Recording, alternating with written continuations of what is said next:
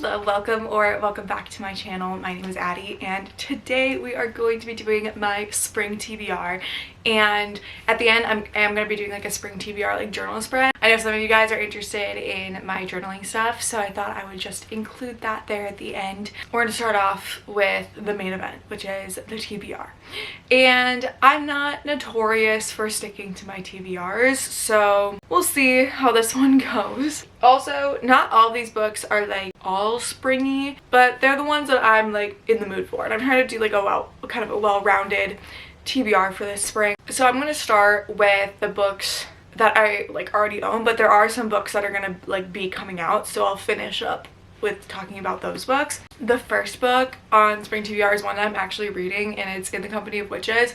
And I know what you're thinking. You're like, Addie, this is a fall book. Like, it's a witchy, cozy mystery. Like, this is a fall book. And I'm like, I know it is. What I have to say to that is I love fall, and fall is my favorite season. I just kind of wanted to feel like it was fall for a second, even though this is the spring TBR. Also, other reasoning is that there's a second book, which I will probably be reading in spring because I just started this one, and that means that there will be a spring read, but I have to read this to get to it. But I just started this. I'm actually really liking it so far. It's super cute and atmospheric, and like I feel like it's so good for like a gloomy spring day, and I feel like in April we're getting a lot of those gloomy spring days. It's about when a guest dies in the B&B, Bryn helps her aunts run. A young witch must rely on some good old-fashioned investigating to clear her aunt's name in this magical and charming new cozy mystery. I'm already just like obsessed with this book. I like did an underline, and it's a fall quote. Don't judge me too hard. And I think the second one is springy vibes, so we'll get there slowly but surely. Anyway, there's no more fall books on this TBR. I just thought I'd get this one out of the way because I will be reading it. The next book on the spring TBR is Wayward by Amelia Hart, and this one I bought for my spring TBR last year, and I need to read it. And I look at it all the time. Like, this cover just screams spring, and it screams me. Like, this is so me. It sounds really interesting. It spans through like multiple timelines: 2019, 16, 19, and 1942, and it follows 3 generations of witches across like 5 centuries, and I find that really interesting. I'm really excited to see like generationally and like how it affects like the different timelines. Also, I think they like flip like around, so like I wonder how they're gonna like weave it together at the end so it doesn't like seem clunky, I guess. But like, it sounds really good. I'm really excited, and I feel like this would be really good inspo for a journal spread. The next book on the spring TBR is Howl's Moving Castle by Diana Wynne Jones. This, I need to read it. I need to read this book. It's been on my TBR for too long. It's so like iconic. Everyone talks about this. All the books that I love, all my favorite books, the top of it's like fans of Howl's Moving Castle, and I'm like, I feel like I just have to read it. I think this one is about Sophie, who attracts the ire of the Witch of the Waste, and she finds herself under a horrid spell that transforms her into an old lady, and her only chance at breaking it lies in the ever-moving castle in the hills, the wizard Howl's Castle. To untangle the enchantment, Sophie must handle the heartless Howl, strike a bargain with the fire demon, and meet the Witch of the Waste head on. That just sounds so whimsical and so fun, and look at this, like, it's a house that moves, I think. I'm intrigued. I'm really intrigued. I've just heard this described as so whimsical, and I'm just so excited to read it. The next book on the spring TBR is a new release that I have been so excited about, and it is Say You'll Remember Me by Abby Jimenez. I have adored this little like series that she's done. I'm a little nervous because I've heard some interesting things about this one that makes me feel like I might not love it so much. I still want to give it a try because I've loved all of Abby Jimenez's books. I read Just for the Summer this time last year. It honestly got me through like a really rough time. That book was like one of my favorites of the year. So I feel like I have to give this one a shot, even though I'm fairly confident it's not going to be my all-time favorite, but that's okay. I think it's about this guy who she has like the best date in the world with. Like, it's such an amazing date, but her family's in crisis and she doesn't want to drag him down with her, so she's like, you have to forget me. This is a crazy situation, and to just like remember their night as like this perfect night. But I guess distance isn't enough to forget how perfect they are for each other. Again, I'm not super sold on this premise, but I do love her writing, and I love like in her books that they're all set in like really small town like Minnesota, and I love that vibe, so I'm still gonna read it. I feel like it'll put me in the springy vibe, and I feel like with the books that I plan on reading soon, I'm gonna need like a little sweet romance. So I'm excited though, because I love Abby Jimenez regardless. The next book I would like to read this spring is actually a classic. It's Pride and Prejudice by Jane Austen. I have the world's ugliest cover. I got this for like 50 cents at a high school book fair, so we got a good deal on it, at least. I think what I'll do is I think I'll annotate this one and then like buy a prettier cover to like display, because I love all the Barnes & Noble like classic covers, so I'm excited about that. I have been saying I wanted to read Pride and Prejudice for so long. I have a goal of reading 2 classics this year, and I need to get on that because I have not gotten on that. And I feel like Jane Austen is one that would be way up my alley, and who hasn't said amazing things about the Pride and Prejudice movie. So I'm definitely intrigued on that front. So Pride and Prejudice is about this dad who lives in the countryside of England. It's George III's England, so whenever that is, I'll have to look that up. And so this guy has like 5 daughters. He's very poor, and he's like, I gotta marry you guys off. I need some money. However, his second daughter, Elizabeth Bennet, is very headstrong, not very at this time marriage material, as you would say. He's trying really hard to set him up with her aristocratic suitor, Fitzwilliam Darcy, 2 lovers whose pride must be humbled and prejudices dissolved before the novel can come to its splendid conclusion. So that sounds good. I love a love story, and I'm excited to read my first Austen. I think that'll be really fun. Then this spring I would also really like to read the Lord of the Rings trilogy. So I read the first half, part 1 of this, in like over winter break, because as I've said, my family like rewatches The Hobbits and Lord of the Rings movies over winter break. We didn't watch Lord of the Rings though this winter break. I don't think I got super far in this, but I also just like wasn't in the mood. I don't know why. I was feeling super slumpy around winter break. I think it was just like finals just like knocked me out, and I was just like, I can't do this right now. We got to part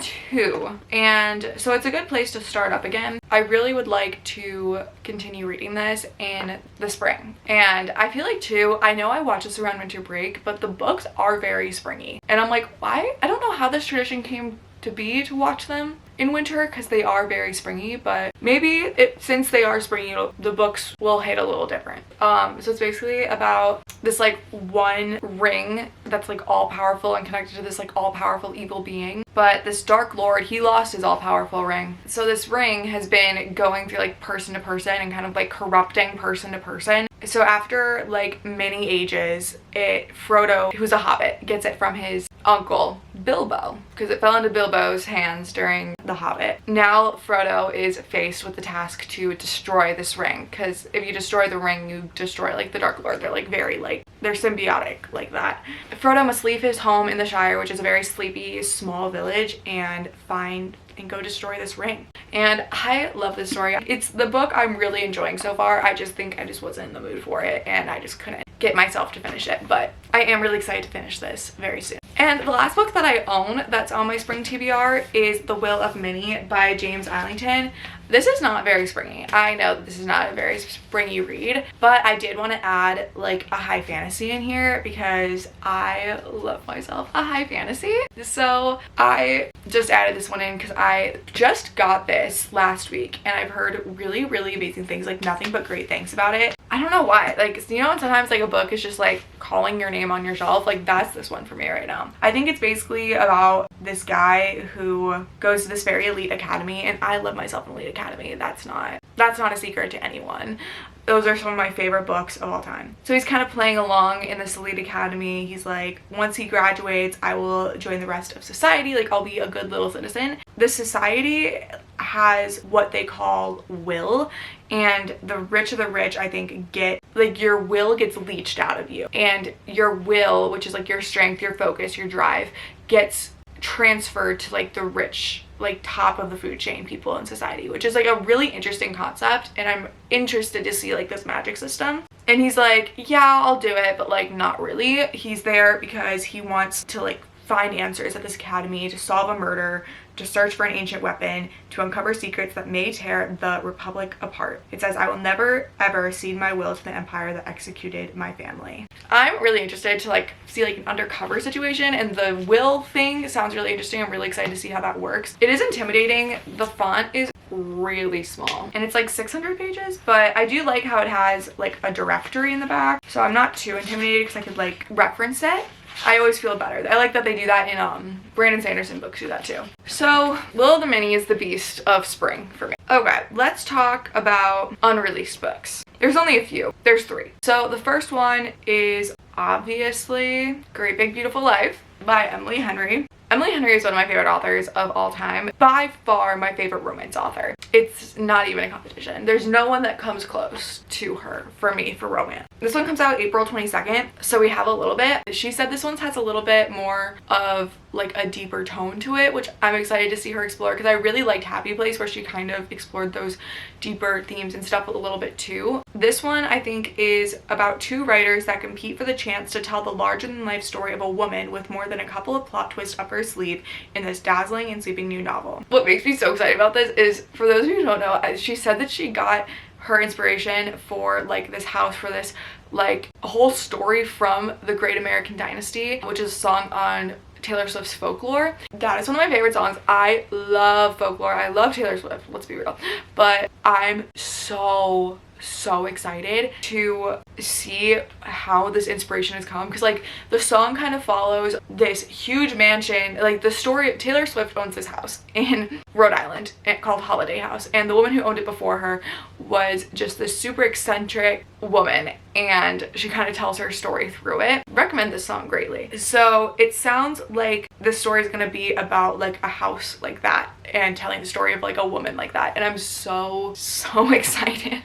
But it's about like these 2 authors like competing to tell this story, and that reminds me a little bit about of Beach Read, so which is one of my favorite Emily Henry books. So very excited to see like kind of her talk about writers and stuff, because I feel like writers always do that well when they make their characters a writer, because I feel like they can connect with that the most. So I love reading books about writers. I'm gonna be sat the day that book comes out. The next book that has not come out yet but will is The Geographer's Map to Romance, and this is the second book in the Love's Academic series by India Holton.